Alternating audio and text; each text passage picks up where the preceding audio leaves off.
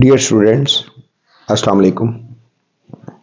آج ہم بات کریں گے elements of ideology of Pakistan. نظریہ پاکستان کے عناصر بیان کریں۔ ایک لانگ کوشچن کے طور پر اس سوال کو پوچھا جاتا ہے کہ نظریہ پاکستان کے عناصر کی وضاحت کریں یا نظریہ پاکستان کے بنیادی اسلامی اقدار کو بیان کریں یا نظریہ پاکستان کی بنیاد جن اسلامی نظریہ حیات پر رکھی گئی ہے ان کا جائزہ لیں۔ تو تمام سوالات کا جواب ایک ہی ہے۔ تو سب سے پہلے elements of ideology of Pakistan, نظریہ پاکستان کے عناصر۔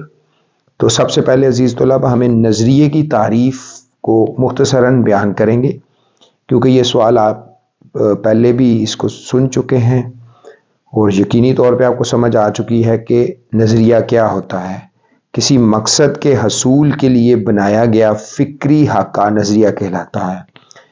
اسی طرح نظریہ پاکستان کو ہم بیان کر چکے ہیں کہ تحریک پاکستان اور تعمیر پاکستان کے مجموعی تصور کو نظریہ پاکستان کہتے ہیں۔ کولیکٹیو جو ہے وہ Pakistan movement and making progressive Pakistan is a collective ideology of Pakistan ideology. تو نظریہ پاکستان کے جو عناصر ہیں ان کی بنیاد اسلامی نظریہ حیات پر رکھی گئی ہے۔ نظریہ پاکستان کے عناصر میں عقائد، عبادات، قانون کی حکمرانی، اخوت اور مساوات، عدل و انصاف پر مبنی ہے۔ تو سب سے پہلے عقائد، بیلیفز۔ عقائد کے مجموعے کو ایمان کہتے ہیں۔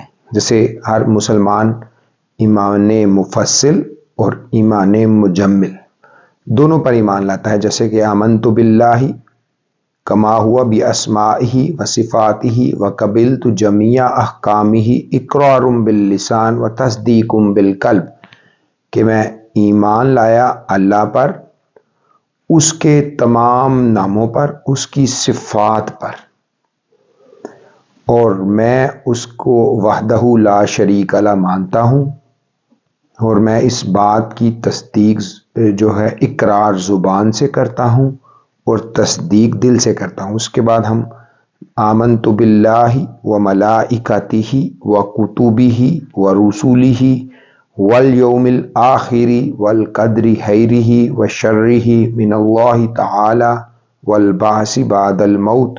تو عقیدہ جو ہے ہمارا وہ یہ ہے کہ میں ایمان لایا اللہ پر،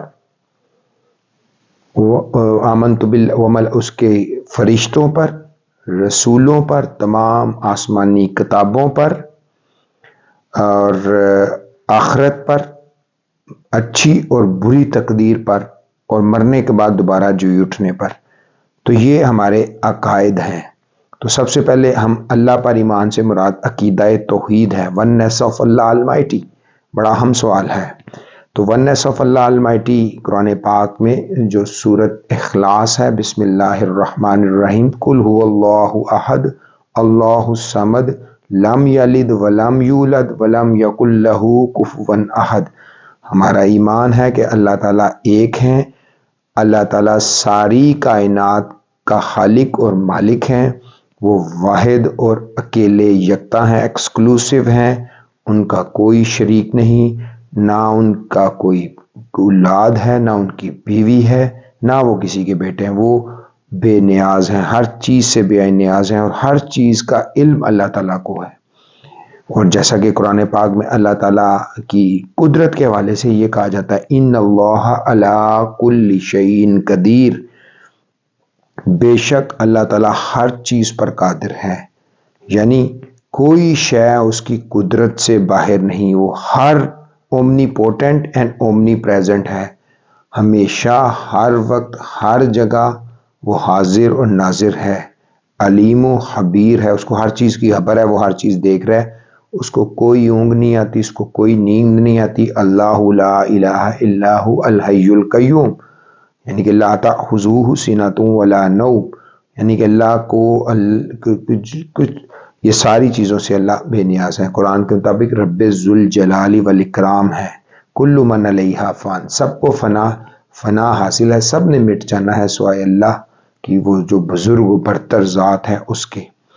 تو اللہ تعالیٰ نے انسان کو اپنے نائب کی حیثیت دی ہے، اور قرآن پاک میں اس طرح بیان فرمایا ہے، انی جاعل فی الارض خلیفہ، اللہ تعالیٰ نے فرشتوں کو بتایا کہ میں زمین پر اپنا نائب بنانے والا ہوں، اور اسی لیے اللہ تعالیٰ نے انسان کو زمین پر اپنا نائب مقرر کیا، اور انسانوں پر یہ فرض ہے کہ وہ اللہ کے احکامات پر چلیں، ضروری طور پہ ان کو چلنا ضروری ہے، کیونکہ شیطان انسان کا کھلا دشمن ہے، انہو عدو مبین، بے شک شیطان جو ہے انسانوں کا کھلا دشمن ہے، جو اس کو اللہ کے راستوں سے، اللہ کے احکامات سے دور کر دیتا ہے۔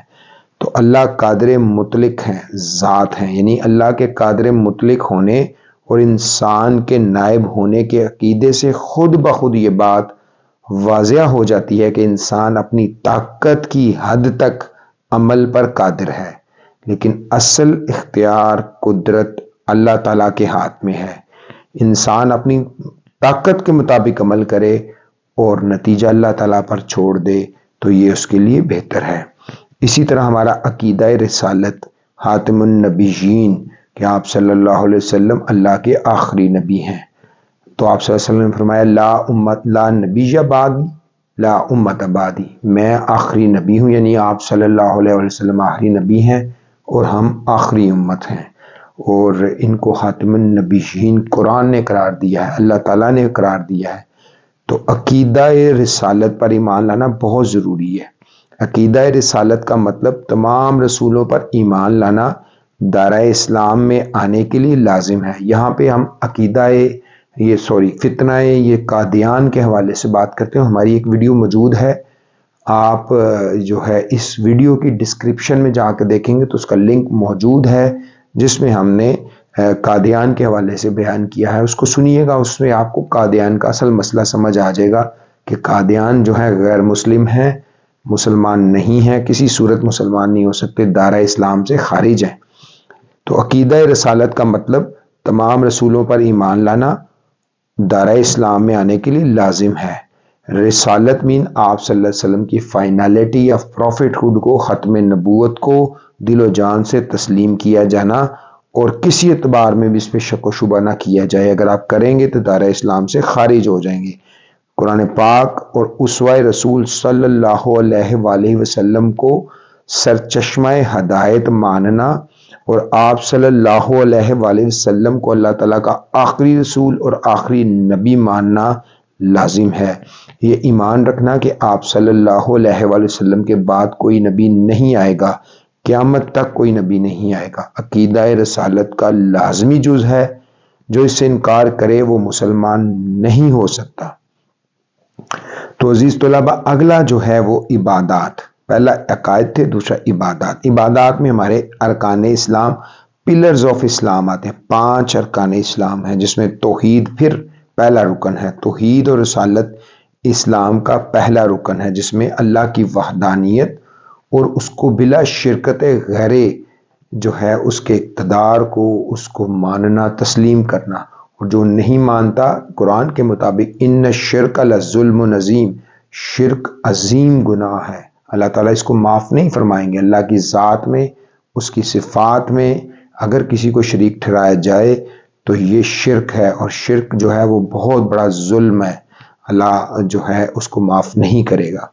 تو دوسرا رکن نماز ہے، اسلام نماز کا دوسرا رکن ہے، اور آج کے عصر حاضر کے تناظر میں ہر مسلمان، ہر انسان کے لیے نماز وہ میڈیم ہے جس کی وجہ سے وہ 21ویں صدی میں سروائیو کر سکے گا۔ نفسیاتی یہ جو یوگا سنایا جاتا ہے یا دوسری تیسری ذہنی ارتقاء، یہ سب فضولیات ہیں۔ اصل انسان کو اگر خشوع و خضوع کے ساتھ اس نیت سے اللہ کے سامنے کھڑا ہو کہ میں اللہ کے بالکل سامنے کھڑا ہوں اور اللہ کے ساتھ میں ملاقات کر رہا ہوں، تو یقیناً یہ انسان کے اندر فوکس کو ڈیولپ کرے گی، اس کے اندر کلیئرٹی آف مائنڈ لائے گی، اور یہی کلیئرٹی اور فوکس اس وقت ریکوائرڈ ہے۔ تو نماز وہ نفسیاتی ہتھیار ہے جس کے ذریعے سے کوئی بھی شخص اپنی زندگی سے انزائٹی ڈپریشن کو ختم کر سکتا ہے، اپنی زندگی سے عجلت کو ختم کر سکتا ہے، اپنی زندگی سے لالچ کو ختم کر سکتا ہے، اپنی زندگی سے غصے کو ختم کر سکتا ہے۔ اس پہ عمل کرنا بہت ضروری ہے۔ تو نماز کی ادائیگی کا حکم قرآن پاک میں 700 مقامات پر موجود ہے۔ ایون آپ صلی اللہ علیہ وسلم نے جو اپنی آخری الفاظ اپنی وصیت کے طور پہ کہے تھے تو اس میں مسلمانوں کو تلقین کی تھی کہ اپنی نمازوں کی حفاظت کریں۔ تو نماز کو اپنے مقررہ اوقات میں، ان الصلاۃ کانت علی المؤمنین کتابا موقوتا، قرآن پاک میں یہ فرمایا گیا ہے کہ بے شک نماز کا مومنوں پر اس کے مقررہ اوقات میں ادا کرنا فرض ہے۔ تو نماز کو مقررہ اوقات کے مطابق ادا کرنا فرض ہے۔ اللہ تعالیٰ سے دعا ہے کہ اللہ تعالیٰ ہم سب کو نماز پڑھنے کی توفیق عطا فرمائے، کیونکہ یہ نماز صرف ہماری اپنی بہتری اور ہماری نفسیاتی صحت، ہماری ذہنی صحت، ہماری جسمانی صحت کے لیے بہت ضروری ہے۔ اللہ تعالیٰ کو اگر انسان سے سجدہ ہی کروانا مقصود ہوتا تو اللہ تعالیٰ انسان کو اسی طرح ٹیون کر دیتے، لیکن اللہ تعالیٰ نے انسان کی آزمائش کرنی ہے، اس کو اختیار دے دیا، اس کو آزادی دے دی کہ وہ جو ہے اس کو راستہ بھی بتا دیا کہ یہ راستہ اچھا ہے، یہ راستہ برا ہے، اس راستے میں فلاح ہے اور اس راستے میں اللہ کا جو غضب ہے وہ ہے، تو بچ جاؤ۔ تو اللہ ہمیں ہدایت دے۔ تو نماز کو دین کا ستون بھی قرار دے دیا گیا ہے۔ نماز قائم کرنا، دراصل نماز قائم کرنا دین اسلام کو قائم کرنے کا وہ نمونہ ہے جس کا مظاہر ہر روز ہوتا ہے۔ اللہ تعالیٰ کی اطاعت کا ایسا ہی نظام پورے معاشرے میں قائم ہو جائے تو ہر جگہ امن، سلامتی، خوشحالی ہو جائے گی۔ انسان نے اپنی زندگی میں پریشانیاں، مشکلیں اسی لیے بڑھا لی ہیں کہ اس نے اللہ کے احکامات اور اللہ کی جو انسان کے لیے بنائی گئی فطرت سے اس سے دور ہو گیا، شیطان کے ورگلاوے میں آ گیا اور شیطان کی باتوں میں آ کر اپنے اصل مقصد سے اور اپنی اصل جو ہے اسے بھول کے اس دنیا کو ہی اپنا مستقل مان کر اس میں کھو گیا۔ تو اللہ تعالیٰ انسانوں کو اس بات کا جو ہے ہم سب کو اس کی ہدایت دے کہ ہمارا اصل مسکن نہ ہم اس دنیا کی پروڈکٹ ہیں، ہم تو دوسری دنیا کی ہیں، تو اللہ تعالیٰ ہمیں اس میں کامیاب کرے۔ تو جو ہے عبادات میں جو تیسرا رکن ہے وہ زکوٰۃ ہے۔ اسلام کا تیسرا رکن زکوٰۃ ہے۔ یہ ایک مالی عبادت ہے، فائنینشیل زکوٰۃ مالی عبادت ہے اور معاشی نظام کی مضبوطی کا ذریعہ ہے۔ Economic system, strong economic system, اس زکوٰۃ اسلام کے معاشی نظام کی مضبوطی کا ذریعہ ہے۔ زکوٰۃ کے نظام کی وجہ سے دولت چند ہاتھوں میں اکٹھی ہونے کی بجائے گردش میں رہتی، ان سرکولیشن میں رہتی ہے اور معاشرے کے غریب طبقے تک بھی پہنچتی رہتی ہے۔ آج کی جو موجودہ اکنامکس ہے اس کے مطابق جتنی سرکولیشن آف ویلتھ ہوگی اتنا ہی زیادہ معاشرے میں خوشحالی ہوگی، امن ہوگا، سلامتی ہوگی اور جو ہے وہ خون خرابہ، ظلم زیادتی کا خاتمہ ہوگا۔ تو اسلام میں یہ جو اسلامی کا معاشی نظام ہے اس میں زکوٰۃ کو ریڑھ کی ہڈی کی حیثیت حاصل ہے۔ Economic back bone of Islamic economic system ہے۔ روزہ چوتھا رکن ہے، اسلام کا چوتھا رکن روزہ ہے۔ یہ ایک جسمانی عبادت ہے جس میں جو ہے انسان صبح سحری کے وقت سے جو غروب آفتاب تک کوئی چیز کھائے پیے بغیر رہتا ہے۔ یہ بڑی اہم عبادت ہے، اس کا یہ فرض کا بہترین اظہار ہے۔ تمام عبادات کی طرح روزہ بھی فرض کا بہترین اظہار ہے، یہ قربت کا بہترین ذریعہ ہے کیونکہ بندے اور اللہ تعالیٰ کے درمیان قربت کا ذریعہ ہے۔ یعنی اللہ تعالیٰ نے فرمایا تمام انسان برابر ہیں سوائے ان کے جو متقی ہیں، اور تقویٰ وہ ہے کہ آپ اللہ کو بنا دیکھے یہ خوف کھائیں کہ وہ ہمیں دیکھ رہا ہے، اور روزے کی حالت میں جب آپ کو کوئی بھی نہیں دیکھ رہا ہوتا تب بھی آپ کوئی ایسی چیز نہیں کھاتے بلکہ آپ پرہیزگاری اختیار کرتے ہیں۔ تو یہی پرہیزگاری اللہ کو پسند ہے، اسی لیے روزہ قربت ہے اللہ اور اس کے بندے کے درمیان کہ انسان اس وقت تقوی کی حالت میں ہوتا ہے، وہ چھپ کے کھانا کھا سکتا ہے، پانی پی سکتا ہے، باوجود پیاس کے، باوجود بھوک کے وہ نہیں کھاتا بلکہ وہ جو ہے رک جاتا ہے پرہیزگاری کا مظاہرہ کرتا ہے اور افطاری تک جو ہے وہ بغیر کسی نگرانی کے، بغیر کسی جو ہے پابندی کے، وہ اپنی ذات میں تقوی اختیار کرتا ہے، اور تقوی کی اس وجہ سے بندے اور اللہ کے درمیان یہ قربت کا بہترین ذریعہ ہے۔ حج اسلام کا 5واں رکن ہے، اور یہ حج کی فرضیت صرف صاحب استطاعت لوگوں پر ہے، ایسے لوگوں پر کہ جن کے پاس جو راس المال ہے وہ وافر ہے اور وہ سفر حج کی استطاعت کر سکتے ہیں، ان کے اوپر فرض ہے۔ کسی غریب شخص پہ حج فرض نہیں ہے، حج صرف صاحب استطاعت پر فرض ہے۔ اور حج اسلام کی وہ اہم عبادت ہے جو مالی بھی ہے اور بدنی بھی ہے، اور ایک اسلامی بھائی چارے کی عظیم مثال ہے۔ حج کے موقع پر ہر مسلمان لبیک اللہم لبیک کی پکار مسلمانوں کے اتحاد اور بھائی چارے کی ایسی مثال ہے جو دنیا میں آپ کو کہیں بھی نظر نہیں آئے گی۔ ایک لباس میں ایک مقصد کے حصول کے لیے سب کوشاں ہوتے ہیں۔ تو عزیز طلباء، تیسرا ایلیمنٹس ہے رول آف لا، قانون کی حکمرانی۔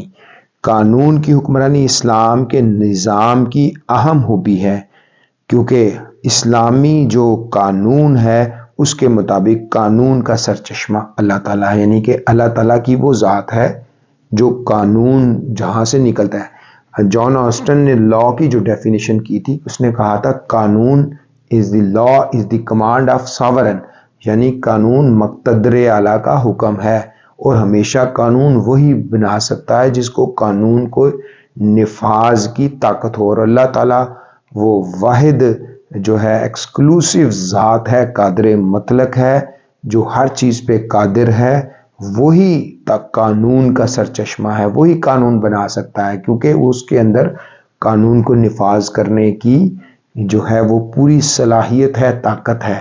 چونکہ اللہ نے انسان کو ایک خاص وقت کے لیے مہلت دی، اس کو آزادی دی، اس کو اختیار دیا کہ وہ جو چاہے کرے، لیکن اس کو راستہ ضرور بتا دیا کہ یہ راستہ وہ ہے جو فلاح پانے والوں کا ہے، اور یہ راستہ وہ ہے جو غیر المغضوبی، کہ جن کے اوپر اللہ کا غضب ہوا۔ تو اب انسان کے اوپر ہے کہ وہ کس کے اوپر عمل کرتا ہے۔ تو قانون کا سرچشمہ اللہ تعالیٰ ہے۔ قرآن اور اسوہ رسول صلی اللہ علیہ وسلم قانون، مسلم قانون اسلامی قانون کی بنیاد ہے۔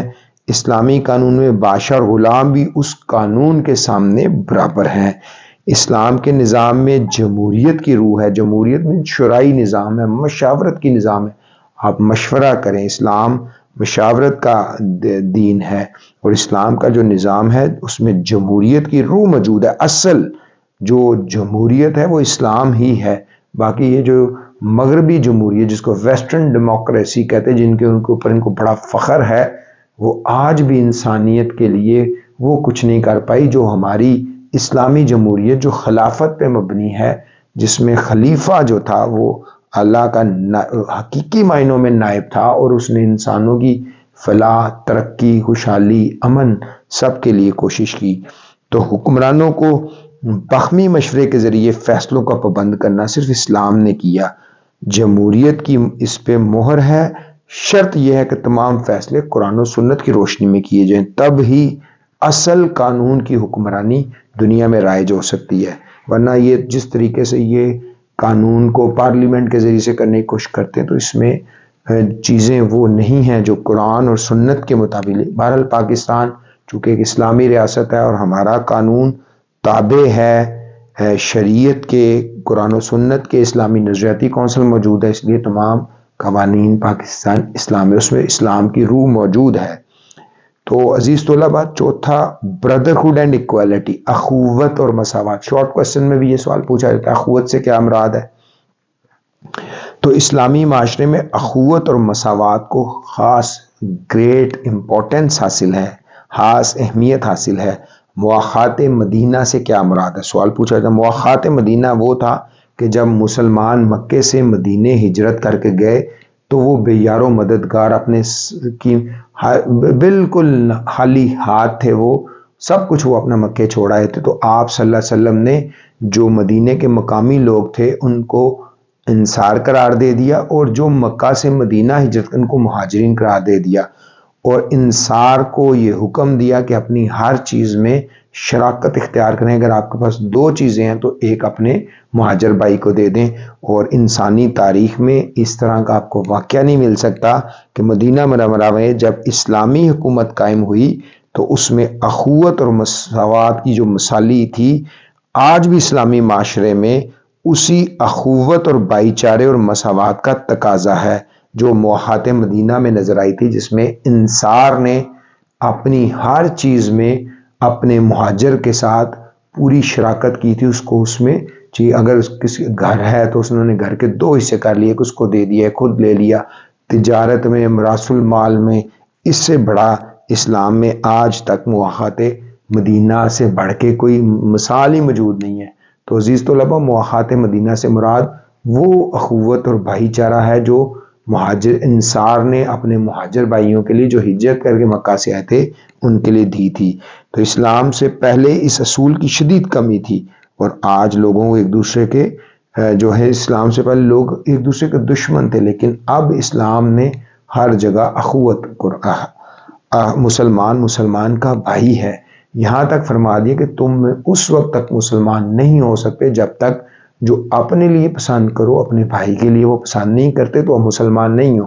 تو یہ ہماری جو ہے وہ مذہبی ذمہ داری ہے، اور آپ صلی اللہ علیہ وسلم کے احکامات کی روشنی میں اخوت اور مواخات جو ہے وہ آج بھی قائم ہے۔ اور آج بھی لوگ جو ہے وہ پاکستان میں جو ڈاکٹر ثاقب صاحب ہیں، ان کا ادارہ اخوت آج بھی جو ہے قرض دینے میں اور لوگوں کو اسی طرح ہی اسی مواخات مدینہ کی بیس پہ کام کر رہا ہے۔ تو ریاست مدینہ کا قیام، مدینہ کی ریاست کے وجود سے آپ صلی اللہ علیہ وسلم نے حقوق العباد پر عمل کرتے ہوئے یتیموں، بیواؤں، ناداروں پر شفقت کرنے کی تلقین کی۔ آپ صلی اللہ علیہ وسلم نے لوگوں کو زندگی بسر کرنے کا ضابطہ دیا تاکہ لوگ آپس میں محبت سے رہ سکیں اور معاشرے میں بھائی چارے اور مساوات کی فضا قائم ہو۔ زکوٰۃ اور خیرات کا نظام، آپ صلی اللہ علیہ وسلم نے زکوٰۃ اور خیرات کے نظام کو وضع کیا۔ آپ نے صلی اللہ علیہ وسلم نے سود کو حرام قرار دے دیا، کیونکہ اسلام میں دوسروں کے استحصال، لوٹ کھسول کی کوئی گنجائش نہیں ہے۔ یعنی کہ سود وہ چیز ہے جس میں جو قرض دینے والا ہے اس کو فائدہ ہی فائدہ ہے، اور جو قرض لے رہا ہے، جو ظاہر ہے قرض تو وہی لے گا جو مجبور ہے، جو لاچار ہے، جس کے پاس مال نہیں ہے، تو اس کے اوپر مزید برڈن سود کی شکل میں سے کہ اگر ایک بندے نے ایک بندے کو 100 روپیہ قرض دیا تو اس نے اس کو کہا کہ جب تک تم میرا 100 روپیہ واپس نہیں کرو گے تم مجھے اس کے اوپر 5 روپے ہر دن کے حساب سے یا 10 دن کے حساب سے یا مہینے کے حساب سے دو گے۔ تو وہ بیچارہ جو ہے وہ 5 روپے دیتا رہے گا، 100 اپنی جگہ موجود ہو جائے گا۔ ایک وقت ایسا بھی آتا ہے کہ وہ 100 کا 100 ہو جاتا ہے، مثلا وہ 100 روپیہ دے چکا ہے لیکن وہ 100 اس کا اپنی جگہ موجود، اس لیے سود کو حرام قرار دے دیا کہ یہ وہ چکی ہے جس میں ہمیشہ لاچار پس جاتا ہے۔ تو آج بھی سود کو انسانیت کا دشمن قرار دے دیا ہے۔ سود جو ہے وہ پوری دنیا میں سے معاشی نظام سود پہ مبنی ہے، اسلام اس کا کلا کما کرتا ہے کیونکہ یہ مساوات اور انصاف کے خلاف ہے۔ اخوت، تو اخوت کا جو درس ہے، اس بات کا درس ہے کہ آپس میں برادرانہ بھائی چارے کے تعلقات قائم ہونے چاہیے تاکہ کسی کے حقوق چھینے نہ جا سکیں اور نہ ہی کوئی کمزور پر ظلم کرے۔ اخوت کی اہمیت کے حوالے سے احادیث موجود ہے کہ ایک مسلمان دوسرے مسلمان کا بھائی ہے، اس کے ساتھ نہ خیانت کرے نہ اس سے جھوٹ بولے۔ کینہ اور حسد، آپ صلی اللہ علیہ وسلم نے کینہ اور حسد سے باز رہنے کا درس دیا ہے۔ مسلمانوں کو چاہیے وہ اتفاق سے رہیں، وہ ایک دوسرے کی مدد کریں۔ وَاعْتَصِمُوا بِحَبْلِ اللَّهِ جَمِيعًا وَلَا تَفَرَّقُوا، مسلمانوں کو آپس میں اتفاق میں رہنا ہے کیونکہ اتفاق میں برکت ہے، اور جس چیز میں اللہ برکت ڈال دیں اس کو نشو و نما اور بلیدگی ملتی ہے۔ نا اتفاقی میں بے برکتی ہے، شریکہ ہے جس سے آپ کی چیزیں کم ہوتی ہیں، تو اس لیے کینہ اور حسد سے بچیں۔ اگلا جو ہے اس کے اندر مساوات ہے۔ مساوات کی اہمیت اسلامی معاشرے میں جہاں اخوت اور بھائی چارے کو مقام حاصل ہے وہاں مساوات پر بھی بہت زور دیا گیا، ایکویلٹی۔ علامہ اقبال نے اس کے بارے میں خوب کہا اور پیپر میں بھی کئی دفعہ یہ آ جاتا ہے کہ آپ علامہ اقبال کا مساوات کے حوالے سے کوئی شعر لکھیں تو اس میں ایک ہی صف میں کھڑے ہو گئے محمود و ایاز. محمود یہاں سے مراد بادشاہ تھا، سلطان محمود. ایاز اس کا غلام تھا. ایک ہی صف میں کھڑے ہو گئے محمود و ایاز، نہ کوئی بندہ رہا نہ کوئی بندہ نواز. جب نماز میں کوئی کھڑے ہوتے ہیں تو وہاں پہ بادشاہ بھی، آقا بھی اور غلام بھی ایک ہی صف میں کھڑے ہوتے ہیں. اور اگر ہم دیکھیں تو اللہ تعالیٰ کا جو نظام ہے، جب کوئی بادشاہ فوت ہوتا ہے تو اس نے بھی قبر میں جانا ہے، ایک غلام نے فوت ہونا ہے تو اس نے بھی قبر میں جانا ہے. اس کے لیے بھی وہی سارے مراحل ہیں. دنیاوی طور پہ بھی اگر اس کو کوئی حاجات ہیں، اگر اس کو بھوک لگتی ہے، غلام کو بھی لگتی ہے، آقا کو بھی لگتی ہے. اگر اس کو رفع حاجت یعنی ٹوائلٹ جانے کی ضرورت پیش آتی ہے تو تب بھی غلام کو بھی آتے ہیں، اور برابر ہے، ایکول ہے. وہ پروسیس سارا ایکول ہے، اللہ نے کبھی بھی اس میں فرق نہیں رکھا. تو مساوات کے حوالے سے جو حدیث ہے، آپ صلی اللہ علیہ وسلم نے مساوات کی حقیقت کو اپنے آخری خطبے میں یوں بیان کیا تھا: اے لوگو، بے شک تمہارا رب بھی ایک ہے اور تمہارا باپ بھی ایک، یعنی حضرت آدم علیہ السلام تمام انسانوں کے باپ ہیں. آگاہ رہو کسی عربی کو کسی اجمی پر، یعنی کہ جو عرب کے رہنے والے تھے ان کو کسی غیر عرب پہ، جو عرب میں نہیں رہتے تھے، ان پہ کوئی فضیلت نہیں. کسی عربی کو اجمی پر اور کسی اجمی کو کسی عربی پر، کسی سفید کو کسی کالے پر اور کسی کالے کو کسی سفید پر کوئی فضیلت حاصل نہیں ہے. فضیلت کا معیار صرف تقوی ہے، اور تقوی ہی اللہ کو پسند ہے. اسلام میں مساوات، اسلام تو نام ہی مساوات کا ہے. اللہ تعالیٰ کے نزدیک کوئی شخص برتر نہیں ہے. اگر کوئی بڑا ہے تو اچھے اعمال کی بنا پر بڑا ہو سکتا ہے. آپ دیکھ لیں کہ مسجد میں کوئی شخص افضل نہیں ہے، سب ایک امام کے پیچھے کھڑے ہو کر نماز ادا کرتے ہیں. اللہ تعالیٰ کے حضور کسی کو کوئی برتری حاصل نہیں. اسلام میں اونچ نیچ کا کوئی تصور نہیں. اسلام نے ایسے معاشرے کی بنیاد رکھی ہے جس میں غریب اور امیر سب ایک جیسے ہیں، کسی کو کسی پر کوئی برتری حاصل نہیں. مساوات انسانی نسل کا اسلام درس دیتا ہے. اللہ تعالیٰ نے مساوات نسل انسانی کا درس دیتے ہوئے سورۃ حجرات میں فرمایا: یا ایھا الناس انا خلقناکم من ذکر و انثی وجعلناکم شعوبا قبائل لتعارفوا ان اکرمکم عند اللہ اتقاکم. ترجمہ: لوگو، ہم نے تم کو ایک مرد اور عورت سے پیدا کیا اور تمہاری قومیں اور قبیلے بنائے تاکہ ایک دوسرے کو شناخت کرو، اور اللہ کے نزدیک تم میں زیادہ عزت والا وہ ہے جو زیادہ متقی پرہیزگار ہے. تو اس کے حوالے سے ہم نے پہلے بھی بتایا ہے. تو عزیز طلباء، جسٹس اینڈ ایکویلٹی، پانچواں تھا justice and equality, equity, justice and equity, عدل و انصاف. عدل و انصاف کا تقاضا ہے کہ عدل و انصاف کے بغیر کوئی بھی معاشرہ ترقی نہیں کر سکتا. لہذا عدل و انصاف کا تقاضا ہے کہ معاشرے میں ہر کسی کو اس کا حق ملے. ہر بندے کے حق ہیں اور اس کا فرض ہے. حقوق ہیں تو فرائض ہیں، یہ دونوں لازم اور ملزوم ہیں. تو انسان پر انصاف پر مبنی جو معاشرہ ہے اس کا قیام، جہاں انصاف پر مبنی معاشرہ ہوگا وہاں معاشرے کی دوسری خرابیاں خود بخود ٹھیک ہو جائیں گی، کیونکہ اس طرح کوئی کسی کا حق غصب نہیں کر سکے گا. سزا کے خوف سے کوئی بے ایمانی یا ناانصافی کا مرتکب نہیں ہوگا. اسلام سے قبل جو مکہ میں، جو عرب میں طلوع اسلام سے پہلے اس قسم کی بے ایمانی کہ طاقتور کو سزا نہ دینا جبکہ کمزور کو سزا دینا عام تھا. اسی لیے آپ صلی اللہ علیہ وسلم نے جب آپ کے سامنے ایک مقدمہ پیش کیا ایک فاطمہ نامی بڑے قبائل کی خاتون کے حوالے سے، تو آپ نے کہا اللہ کی قسم اگر میری بیٹی فاطمہ بھی چوری کرتی تو میں اس کے بھی ہاتھ کاٹنے کا حکم دیتا. تم سے پہلے بہت سی قومیں اس لیے برباد کر دی گئیں کہ جب کوئی بڑا جرم کرتا تو اس کو معاف کر دیا جاتا اور جو چھوٹا کرتا تو اس کو فوری طور پر سزا دے دیتے. تو اسلام میں قانون کا کہیں پہ بھی دوہرا معیار نہیں ہے. آج وطن عزیز میں پاکستان میں دوہرا قانون ہے. طاقتور کے لیے وہ ایک قانون ہے اور جو عام آدمی ہے اس کے لیے دوسرا قانون ہے۔ اسی وجہ سے ہم نے برے صغیر میں جدوجہد کی تھی کہ انگریز بھی دوہرا معیار رکھا تھا، انگریز نے اپنے لیے ایک قانون تھا اور مقامی دیسیوں کے لیے عام آدمی بھی دوسرا قانون تھا۔